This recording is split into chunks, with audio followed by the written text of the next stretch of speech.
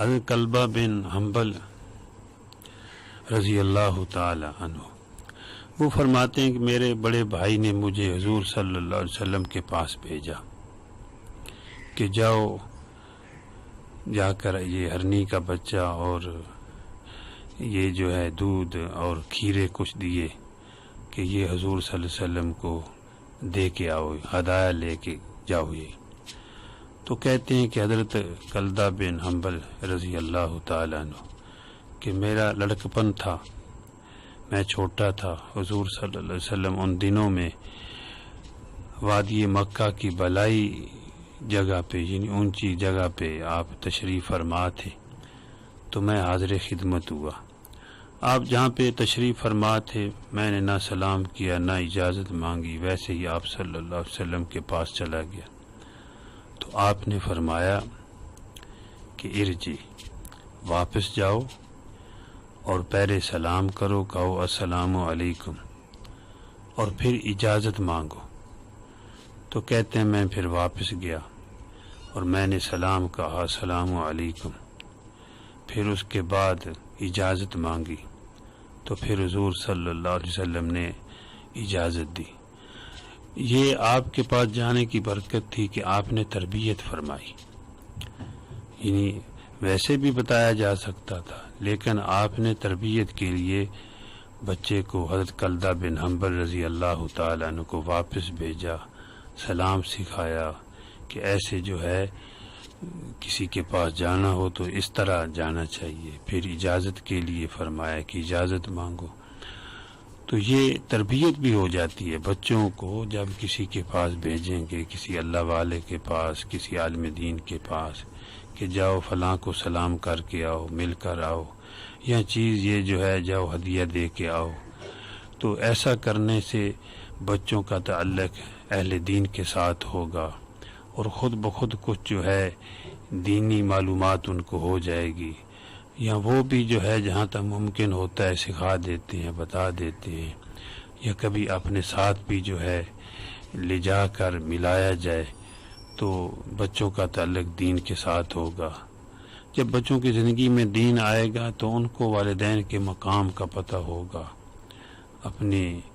اپنے جو ہے اہل خانہ کے مقام کا پتہ ہوگا کہ ہم نے کیا کرنا ہے۔ جب جائیں گے نہیں ہے تو پھر جیسے ماحول میں کوئی پلتا ہے پھر ایسی ہو جاتا ہے۔ حضرت شیخ سعدی رحمۃ اللہ علیہ غالباً فرماتے ہیں کہ ایک بچہ جنگل میں اونٹ چراتا تھا، گھر میں جو ہے وہ کم ہی آتا تھا، زیادہ بیر ہی رہتا تھا جنگل میں۔ تو ایک دن وہ گھر آیا، ان کے والدین، اس کی والدہ اور والد دونوں آپس میں لڑ رہے تھے، تو اس نے کہا کہ نہ لڑو۔ وہ چپ نہ ہوئے، آپس میں لڑ رہے تھے، تو اس نے ڈنڈا پکڑا، والد کے سر پہ مارا تو وہ مر گیا۔ تو وقت کی حکومت نے اس کو پکڑ لیا اور قاضی کے سامنے پیش ہوا کہ تو نے کیوں مارا ہے اپنے والد کو۔ قاضی نے پوچھا کہ اپنے والد کو کیوں قتل کرتے؟ اس نے کہا جی مجھے تو نہیں پتا، میں جنگل میں رہتا ہوں، وہاں دو اونٹ آپس میں جب لڑتے ہیں تو میں ایک کے جو ہے سر پر جہاں کان کے نیچے مارتا ہوں تو وہ چھوڑ دیتا ہے۔ تو ان کو میں نے کہا تھا تو کہ نہ لڑو، یہ باز نہ آئے، تو میں نے ڈنڈا مارا تو یہ مر گیا۔ میں نے تو اس نیت سے جو ہے ڈنڈا مارا تھا یہ چھوڑ دیں گے۔ تو قاضی صاحب نے کہا کہ اس بچے کو چھوڑ دو، اس کی طبیعت ہی ایسی ہے، یعنی اس کی تربیت ہی ایسی ہوئی ہے، یہ جب جنگل میں رہتا ہے تو یہ وہی کرے گا جو وہاں دیکھتا ہے۔ تو مطلب یہ ہے کہ جب غلط ماحول میں بچے رہیں گے تو وہ پھر غلط ہی کریں گے۔ اگر دین والوں کے پاس جائیں گے، سلام کرنے کا پتہ چل جائے گا، ملنے کا پتہ چلے گا۔ اس زمانے کے اندر بھی لوگ اپنے بچوں کو لے جاتے ہیں، پہلے زمانے میں بھی لوگ جو ہے اپنے بچوں کو نیک لوگوں کے پاس لے جاتے تھے۔ امام اعظم امام ابو حنیفہ رحمۃ اللہ علیہ کے بارے میں لکھا ہے کہ ان کے دادا جان جب ان کے والد صاحب پیدا ہوئے، حضرت ثابت رحمۃ اللہ علیہ، یعنی امام ابو حنیفہ رحمۃ اللہ علیہ کے والد صاحب جب پیدا ہوئے تو ان کے دادا جان نے یعنی کہ امام ابو حنیفہ رحمۃ اللہ علیہ کے جو دادا جان تھے، انہوں نے اپنے بیٹے ثابت کو اٹھایا، حضرت علی مرتضیٰ رضی اللہ تعالیٰ عنہ کے پاس لائے اور ان سے آ کر دعا کرائی بچپن میں۔ تو حضرت علی رضی اللہ تعالی عنہ نے ان کے لیے دعا فرمائی، تو انہی کی نسب سے امام ابو حنیفہ رحمۃ اللہ علیہ پیدا ہوئے، اور جن کے شاگرد بڑے بڑے امام ہیں، جیسے امام شافعی رحمۃ اللہ علیہ، ان کے شاگردوں کے شاگرد ہیں، جیسے کہ جو ہے امام احمد بن حنبل رحمۃ اللہ علیہ، ان کے شاگردوں کے شاگرد ہیں، امام ابو یوسف رحمۃ اللہ علیہ، امام محمد رحمۃ اللہ علیہ، امام ظفر رحمۃ اللہ علیہ، عبداللہ بن مبارک رحمۃ اللہ علیہ، بڑے بڑے وقت کے امام پیشوا جو ہیں وہ امام ابو حنیفہ رحمۃ اللہ علیہ کے شاگردوں میں سے ہیں۔ تو حضرت علی رضی اللہ تعالی عنہ نے ان کے لیے، یعنی ان کے والد صاحب کے لیے دعا فرمائی،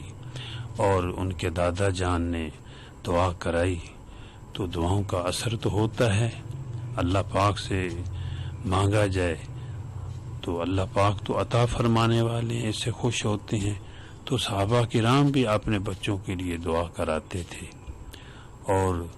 بچے بھی جو ہے آپ صلی اللہ علیہ وسلم کی خدمت میں حاضر ہوتے تھے،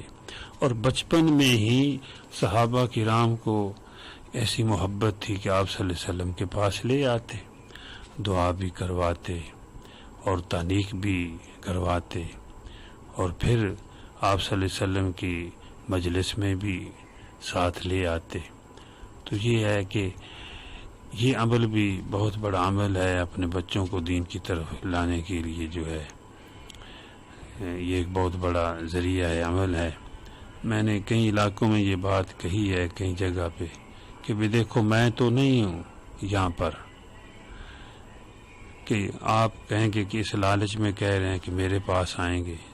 نہیں، اپنے ماحول میں جس کو آپ نیک سمجھتے ہیں، اچھا آدمی ہے، نیک ہے، دین والا ہے، عالم دین ہے، انشاءاللہ میں کسی وقت نیک لوگوں کے جو ہے اوصاف وہ بھی بیان کروں گا، تو ان کے پاس جو ہے بھیج دیا کرو، کبھی جاؤ سلام کر کے آؤ، کبھی کوئی چیز دے کے بھیجو کہ جاؤ ہدیہ دے کر آؤ، اور جب جائیں گے وہ دعائیں دیں گے، تو اس پر جو ہے ان کی دنیا بھی بنے گی، آخرت بھی بنے گی۔ اور حضور صلی اللہ علیہ وسلم نے ارشاد فرمایا کہ کوئی چیز بھی تقدیر کو نہیں بدل سکتی، لیکن فرمایا دعا ایسا عمل ہے کہ دعا سے تقدیر بھی بدل جاتی ہے۔ تو اس لیے جن لوگوں کو دعاؤں کی قیمت کا پتہ ہے وہ تو لیتے ہی ہیں، لیکن میرا پیغام ہے کہ پورے مسلمان جو ہے دعائیں لینے والے ہوں، دعائیں دینے والے ہوں، ایسی ہماری زندگی ہو، حضور صلی اللہ علیہ وسلم کی تعلیمات کے مطابق اپنے بچوں کو جو ہے دینی ماحول کے ساتھ، اہل دین کے ساتھ، نیک لوگوں کے ساتھ جوڑا جائے۔ بلکہ اس دور کے اندر بھی ایک پروفیسر صاحب ہوئے، پروفیسر اشفاق صاحب فوت ہو چکے ہیں، لاہور کے تھے غالباً، تو وہ کہتے ہیں کہ میں چھوٹا تھا، میں نماز نہیں پڑھتا تھا، ہمارے گھر کے سارے لوگ نمازی تھے